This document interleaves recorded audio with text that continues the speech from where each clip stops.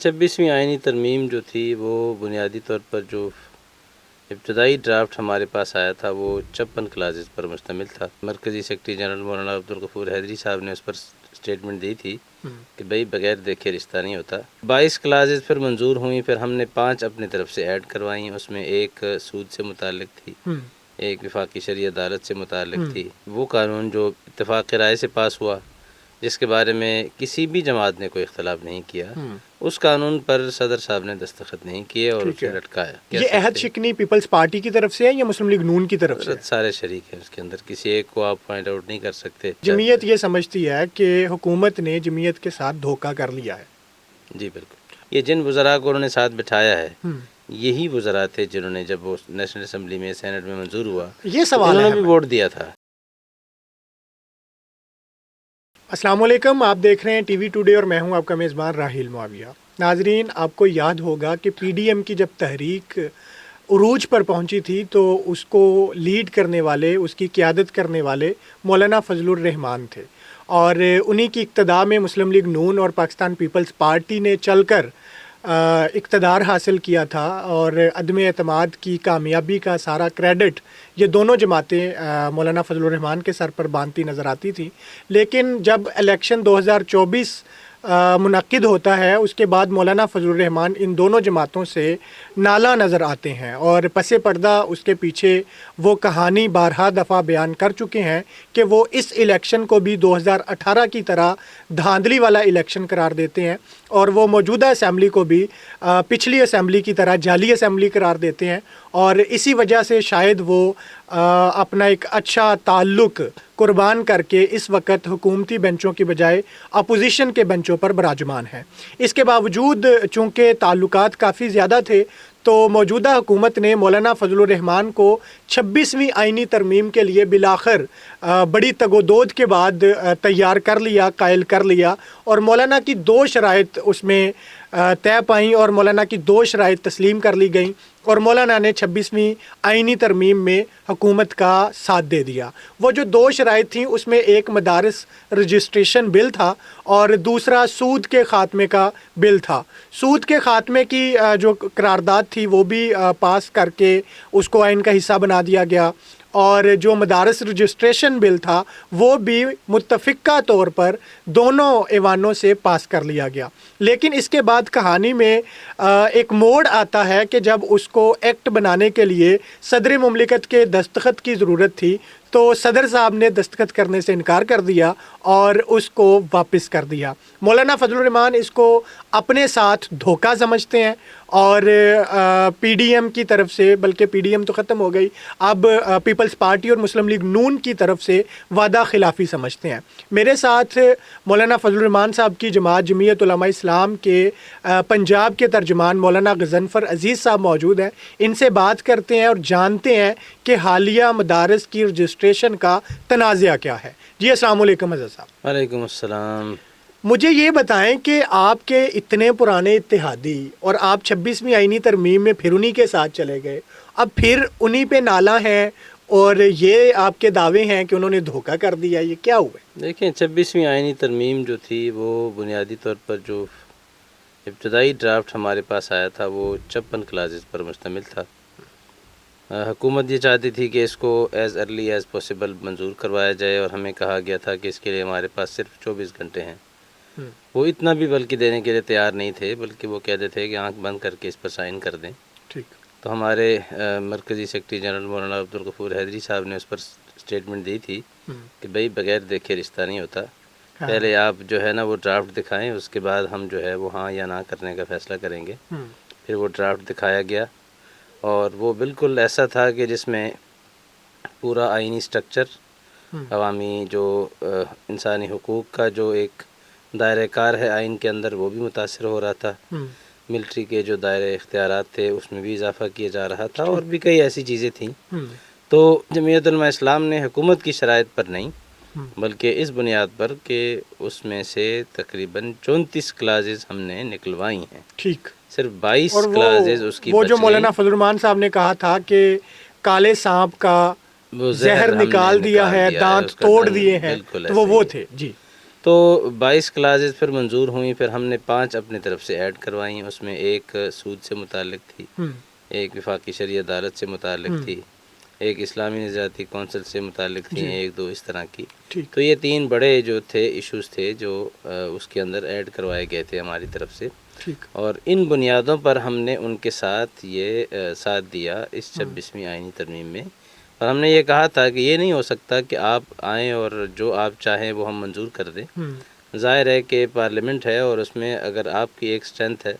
تو ہماری بھی ایک اسٹرینتھ ہے، اس کی بھی ایک قانونی حیثیت ہے، اس کو بھی کوئی پریویلیج ملنا چاہیے، اس کو بھی اپنے ہدف کی طرف یا اپنے ٹارگٹ کی طرف بڑھنے کا کوئی موقع ملنا چاہیے. تو جمعیت علماء اسلام کی قیادت نے، حضرت مولانا فضل الرحمان صاحب نے اس وقت جو ایک بہترین قسم کا کردار ادا کیا اور پوری قوم نے اس کو سراہا. الحمدللہ وہ ان 5 شقوں کی شمولیت کے بعد پھر 26ویں آئینی ترمیم جو ہے وہ ان کے بجائے، حکومتی بینچوں کے بجائے، جمعیت علماء اسلام کی ایک بڑی کامیابی کے طور پر سامنے آئی. تو اس لیے ہم نے وہاں ایک کردار ادا کیا ہے. اور اسی کے نتیجے میں ساتھ ساتھ ہم نے یہ بات بھی کی تھی کہ مدارس کا بل بھی اسی کے ساتھ ہم نے ایڈ کروایا، اور اس کو بھی ہم نے شرط رکھی کہ منظور بھی کروایا جائے، وہ پاس بھی ہو گیا. ٹھیک ہے حضرت صاحب، یہ تو سارا کچھ ہو گیا، آپ نے ان کے ساتھ مل بیٹھ کے افہام و تفہیم سے معاملات طے کر لیے، آپ کی باتیں مان لی گئیں، اور جب 26ویں آئینی ترمیم پیش ہوئی تو آپ کی جو 5 ترمیمات تھیں وہ متفقہ طور پر پاس کر لی گئیں، اور جو حکومت کی طرف سے ترمیمات تھیں اس میں تو اپوزیشن نے شدید ترین احتجاج بھی کیا، جس میں پاکستان تحریک انصاف ہے اور وہ لوگ شامل ہیں. تو یہ جو متفقہ طور پر پاس کی گئی چیزیں تھیں، یا متفقہ طور پر جن چیزوں پہ ایگری کر لیا تھا سب نے، جس پہ تو کوئی مزاحمت نہیں تھی، اس کو ریجیکٹ کرنے کا کیا تک بنتا تھا؟ کیا معاملہ کیا تھا در حقیقت؟ چاہتے کیا ہیں آپ سے؟ اصل میں ایک تو 26ویں آئینی ترمیم میں جو 5 شقیں تھیں وہ تو جیسے باقی نکل گیا، مدارس بل پہ وہ بھی نکل گیا. اگلا مسئلہ بچ گیا مدارس بل کا. اب ظاہر ہے کہ ہمارے ہاں قاعدہ ہے کہ جب آپ ایک قانون پاس کرتے ہیں دونوں ایوانوں سے، اس کے بعد اس نے ایوان صدر جانا ہوتا ہے، وہاں پریزیڈنٹ صاحب اس پر اپنے دستخط کرتے ہیں، تو پھر اس کو گزٹ کیا جاتا ہے، وہ اس کی قانونی حیثیت بن جاتی ہے. لیکن ہوا یہ کہ وہ قانون جو اتفاق رائے سے پاس ہوا، جس کے بارے میں کسی بھی جماعت نے کوئی اختلاف نہیں کیا، اس قانون پر صدر صاحب نے دستخط نہیں کیے اور اسے لٹکایا. حتیٰ کہ مہینہ 1.5 مہینہ گزر گیا، ایک دفعہ اس کو بھیجا گیا اسپیکر کے پاس نیشنل اسمبلی کے، اور اس پر کچھ ایک کلیریکل مسٹیکس اس کی نشاندہی کی گئی، وہ ٹھیک کر کے دوبارہ واپس بھیج دی گئی، لیکن دستخط اس کے بعد بھی نہیں ہوئے. حالانکہ اسی 26ویں ترمیم کے بعد کچھ ایسے قوانین بھی منظور ہوئے جو متنازع تھے، بالکل، جو جس کے اوپر ہمارا اور کسی کا بھی اتفاق نہیں تھا، اور ایکٹ آف پارلیمنٹ کے طور پر وہ سمپل میجورٹی کے ساتھ حکومت نے پاس کروائے، اور وہ نافذ العمل بھی ہو گئے، فوراً دستخط بھی ہو گئے. چاہیے یہ تھا کہ اس پر بھی سب سے پہلے دستخط ہو جاتے، لیکن ایسا نہیں کیا گیا. آپ کے جو معاملات طے ہوئے تھے اس میں تو بلاول بہت زیادہ ایکٹیو تھے، تو کیا بلاول کی گارنٹی شامل نہیں تھی؟ گارنٹی حضرت سب کی شامل ہوتی ہے، لیکن ظاہر ہے کہ یہ عہد شکنی ہم اس کو کہہ سکتے ہیں، اس کے علاوہ تو کچھ نہیں کہہ سکتے. یہ عہد شکنی پیپلز پارٹی کی طرف سے ہے یا مسلم لیگ نون کی طرف سے؟ سارے شریک ہیں اس کے اندر، کسی ایک کو آپ پوائنٹ آؤٹ نہیں کر سکتے. حکومت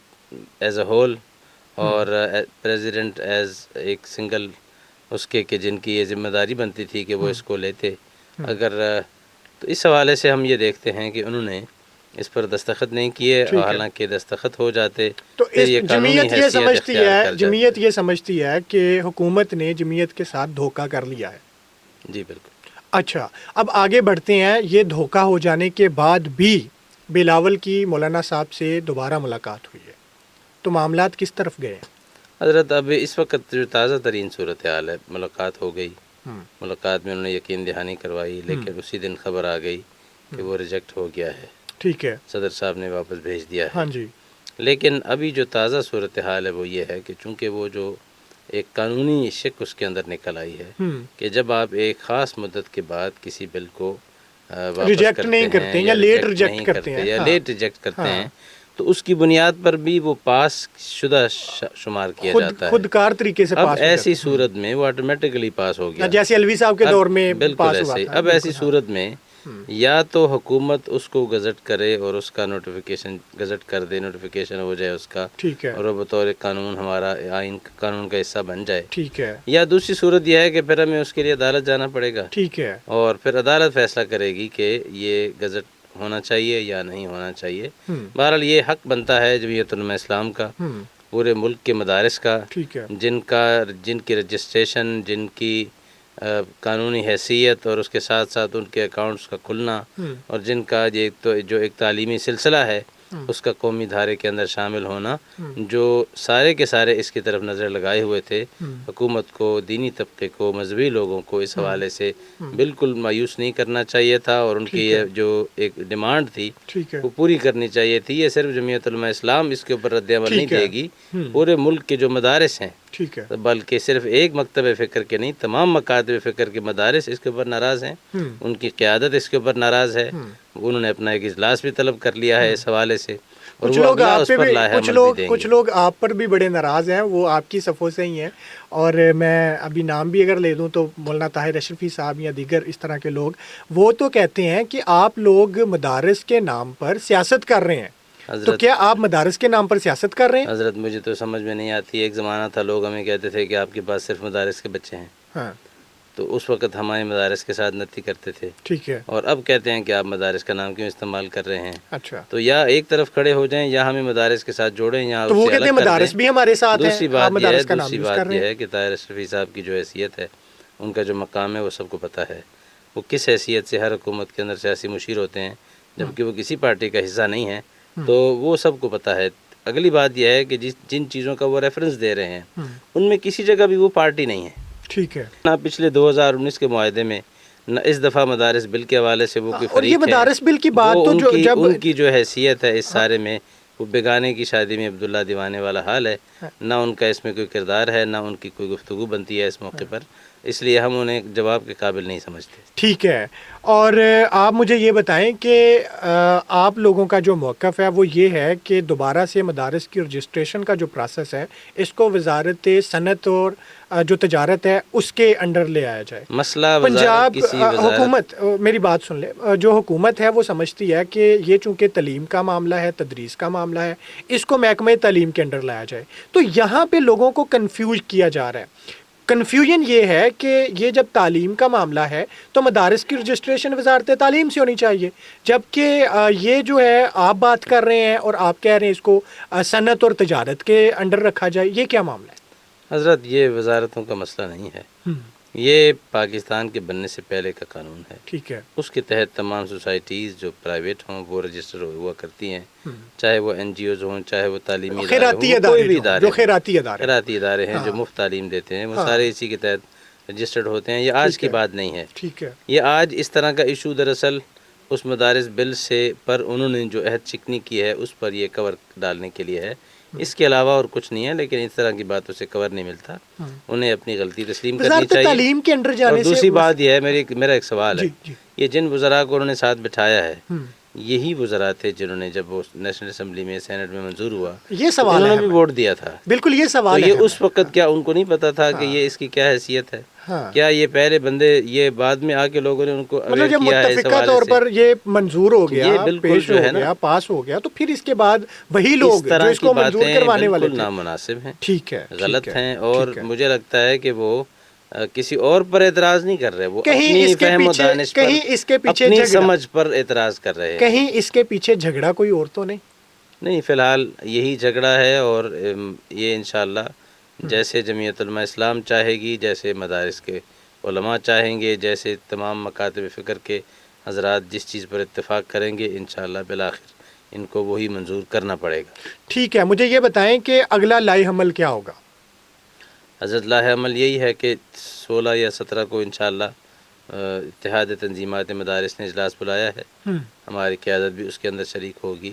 وہ اس میں اعلان کریں گے کہ ہمارا لائحہ عمل کیا ہے، ہم اس کے لیے قانونی راستہ اختیار کرتے ہیں، احتجاج کا راستہ اختیار کرتے ہیں، ٹھیک ہے، عدالت جاتے ہیں، عوام کے پاس جاتے ہیں، پارلیمنٹ میں دوبارہ اس کو لے کر آتے ہیں، جو بھی اس کی صورت بنے گی وہ انشاءاللہ اس کا اعلان ہماری مرکزی قیادت موجودہ حکومت نے تو آپ کے ساتھ وعدے کر کے توڑ دیے اور آپ سمجھتے ہیں بے وفائی کی، تو دوبارہ موجودہ حکومت پہ ٹرسٹ کیسے پیدا ہوگا؟ ٹرسٹ کی بات نہیں ہے، فی الحال تو ٹرسٹ تو پیدا نہیں ہو سکتا، ہاں یہ عہد شکنی کے بعد کون سا ٹرسٹ ہوتا ہے، ہاں لیکن یہ کہ جو بھی آئینی قانونی ممکنہ راستے ہیں وہ سارے اختیار کرنے کا فیصلہ ہماری قیادت کرے گی انشاءاللہ۔ بہت شکریہ آپ کا حضرت، جزاک اللہ۔ بہت شکریہ۔